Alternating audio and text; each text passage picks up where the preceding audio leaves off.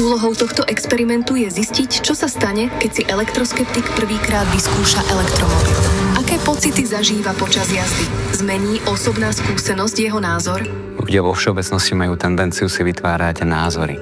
Lenže názor je najnižšia forma poznania, ktorá mnohokrát vychádza z predpokladov. No a predpoklady nás často vedú k omylom.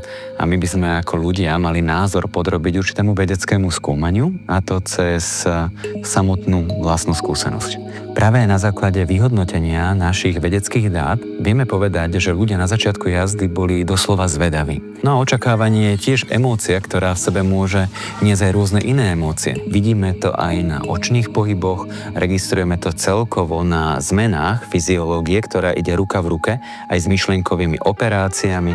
Ľudia si najviac zapamätajú to, čo si vyžaduje ich emocionálnu zaangažovanosť. Bože, to je...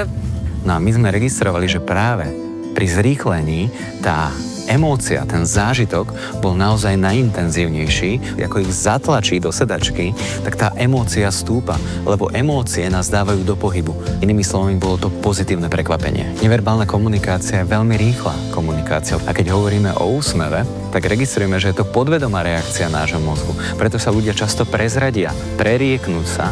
Na tieto prerieknutia ja osobne ako odborník mám veľmi rád. Dobre. Dostali ste ma. Ak by sme registrovali možno človeka bez toho, aby vedel, že ide o experiment, tak samotné emócie by ešte mohli stúpnuť. Minimálne ten smer nám to naznačil. Škoda.